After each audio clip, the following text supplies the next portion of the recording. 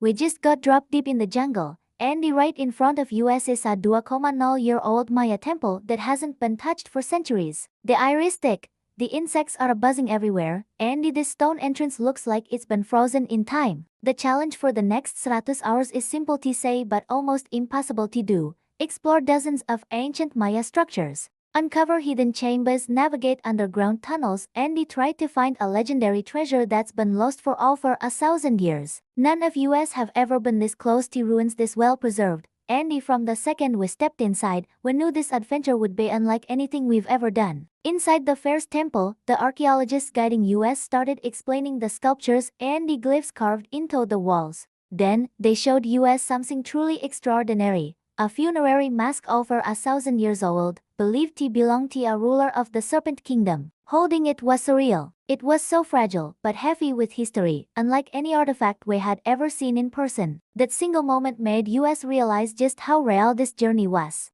We weren't just sightseeing. We were walking straight into the heart of a civilization that once dominated Mesoamerica. After leaving the first structure, we pushed through dense jungle paths until we reached what used to be a major Maya city. At its peak, over 100,000 people lived here, surrounded by towering stone buildings, ceremonial plazas, and the long-abandoned homes. Now, despite how serious and important this place is, we still managed to have some pretty funny moments. We completely misunderstood what a mural was about, jumped at harmless animals, tripped over roots hidden under the leaves, and tried and mostly failed to act like professional explorers. One of the most fascinating sights was an ancient ball court, more than 2,000 years old. This is where the Maya played their famous ball game, a blend of incredible athletic skill and serious ritual significance. The archaeologists reminded us of the unsettling part. In some eras, the losing team could actually be sacrificed. Hearing that while standing on the exact same stone floor where those games were played thousands of years ago made our own friendly competition feel a bit more intense. Thankfully, our version of the game had zero life or death consequences, though our pride was definitely on the line. As we continued our search for hidden chambers and the old treasure caches, the journey pushed us deeper and deeper into the wild. At one point, we had to crawl into a narrow cave filled with thousands of bats. Their screeching echoed off the stone walls, and every sudden flutter of wings felt like a jump scare waiting to happen. The floor was slippery with guano, and the smell alone was enough to make us rethink all our life decisions. We didn't find any treasure inside, but it definitely felt like an initiation into the more dangerous side of exploration. Most of our nights were spent navigating the ruins with only torches and flashlights. Each temple brought new challenges that ends in underground tunnels, chambers that were too unstable to enter, and the constant fear of snakes or jaguars lurking nearby. At one point, we heard these echoing roars in the distance that reminded us the jungle is home to creatures way bigger and stronger than us. Even with that, the excitement of discovery just kept pushing us forward. The next morning, we boarded a helicopter to investigate ruins even farther away, structures so remote and overgrown that even archaeologists only visit them on rare occasions. From the air, the jungle canopy looked like a green ocean stretching endlessly in every direction. When we landed, we stepped into a world that felt even more untouched. Here, we learned about the portals the Maya believed connected the living world to the afterlife. Some were cave entrances, others were ceremonial altars perfectly aligned with astronomical events. Each site revealed new layers of the Maya worldview, blending science, architecture, and spirituality into one sophisticated system. Everywhere we went, we were surrounded by symbols of their engineering genius. Massive stones had been shaped and placed with incredible precision, aligning entire temples with solar events or star patterns. Just imagine building perfect pyramids without any metal tools or modern machinery. Even after thousands of years, these structures still radiate power. As the days passed, the heat, the exhaustion, and the constant climbing started to wear us down.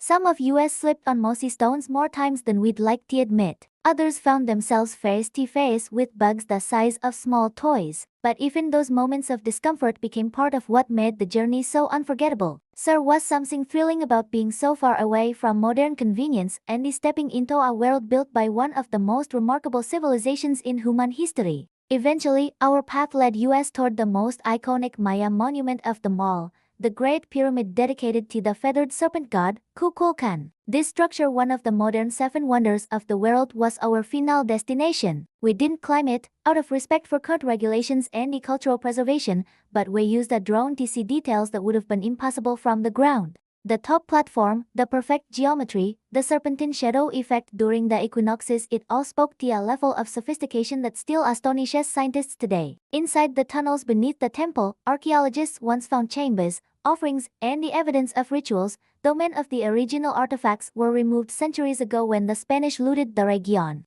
Even so, the architecture alone felt like treasure. Standing so reminded us that although objects might disappear, the legacy of a civilization remains carved into the stones they left behind. As our 100-hour journey came to an end, we couldn't help but reflect on everything we had experienced: the wildlife, the caves, the temples, the legends, the rituals, the art, and the sheer ingenuity of Maya engineering. But more than that, we developed a deeper respect for the descendants of this civilization who still carry on Maya traditions today.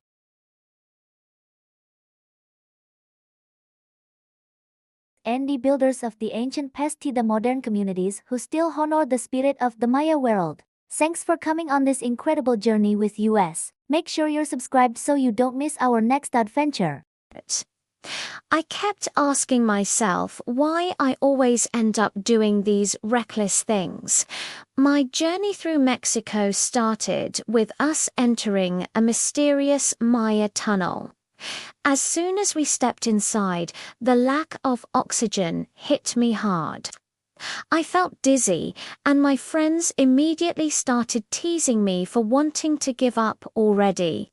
But honestly, the deeper we went, the more terrifying it became. We saw ancient pottery lining the walls, and our guide sternly warned us not to touch anything. Bats were flying everywhere, their wings fluttering just inches from our faces. It felt like a scene straight out of a horror movie. And then, at the very end of the tunnel, we met the final boss. A giant spider, just hanging there, waiting. We all practically fainted on the spot. I'm not even exaggerating. Chandler almost passed out.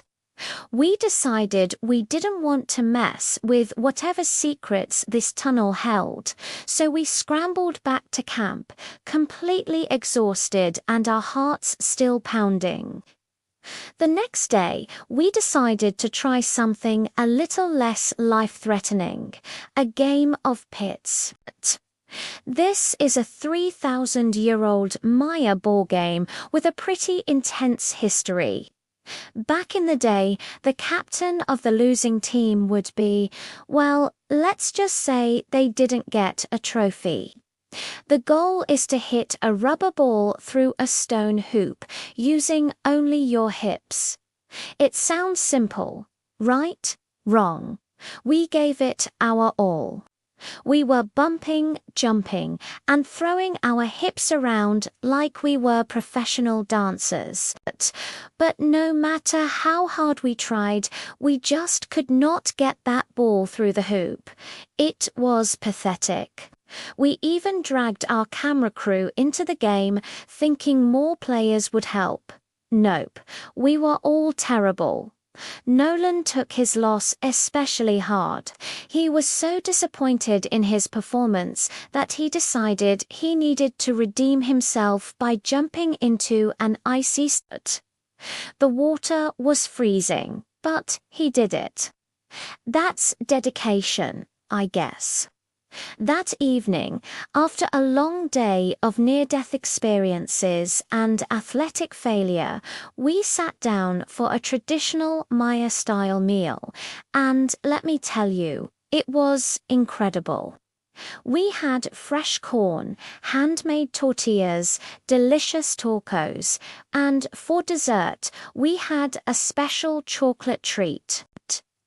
This was also a perfect moment to give a huge shout out to our sponsor, Feastables. This chocolate is so good, you'll want to eat it all day, every day. Go try it. After dinner, I had a huge announcement to make. Since my birthday is coming up, I wanted to do something special for you guys. So, I'm giving away $500,000 to my subscribers. That's right, $500,000. We're going to pick 10 random subscribers, and each of you will get $50,000. All you have to do is be subscribed, so if you're not already, hit that button right now. This is my way of saying thank you for all your support. I wouldn't be here without you. Finally, the moment we had all been waiting for. We arrived at the seventh wonder of the world, the legendary Temple of Kukulkan at Chichen Itza. Standing in front of this massive pyramid was just breathtaking. It's one of those things you see in pictures, but being there in person is a whole different experience. Our guide showed us a really cool trick. When you clap your hands in front of the pyramid, the echo that comes back sounds exactly like the call of a quetzal bird.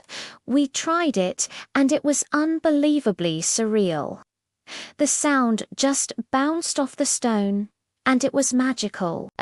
Out of respect for the culture and the preservation of this incredible site, you're not allowed to climb to the top of the temple. So, we did the next best thing. We sent a drone up to see what was inside the room at the very peak.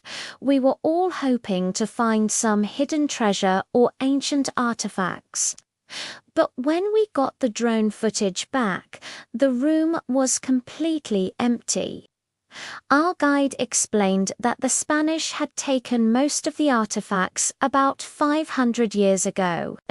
Even though the room was empty, the view from the top was stunning.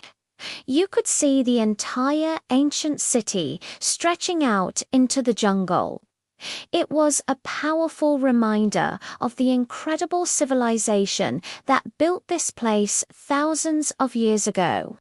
So, we didn't find any gold. But this trip was never about finding treasure.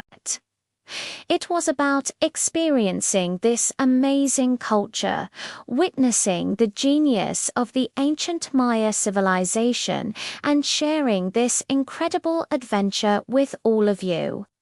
Mexico was absolutely unforgettable. Thank you so much for watching.